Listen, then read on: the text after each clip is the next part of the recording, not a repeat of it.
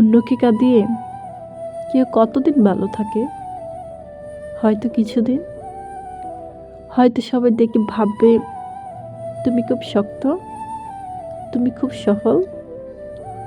কিন্তু কেউ দেখে না তোমার এই ভালো থাকার পেছনে কার চোখের জল লুকিয়ে আছে।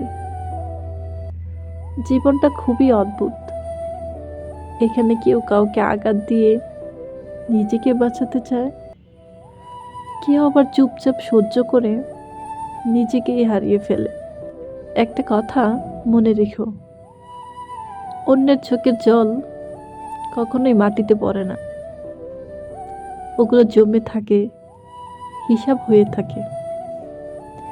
আজ তুমি কাউকে অবহেলা করছো, আজ তুমি কাউকে ভেঙে দিচ্ছ শুধু এই ভেবে যে তোমার কিছু হবে না।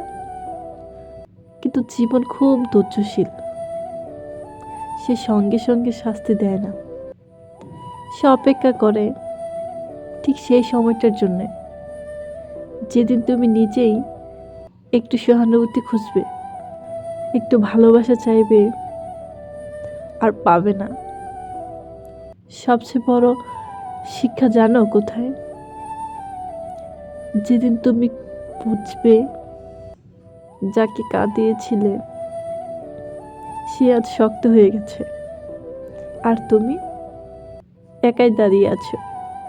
জীবনের পথটা অনেক বড়। এখানে ভালো মানুষ হওয়াটা কোনো দুর্বলতা না, এটাই সবচেয়ে বড় শক্তি।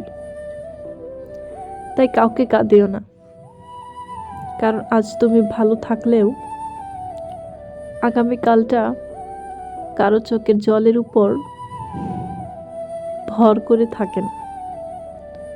জীবনের পথটা অনেক বড়, আর এই পথে ভালো থাকার চেয়ে ভালো মানুষ হয়ে থাকা অনেক বেশি জরুরি।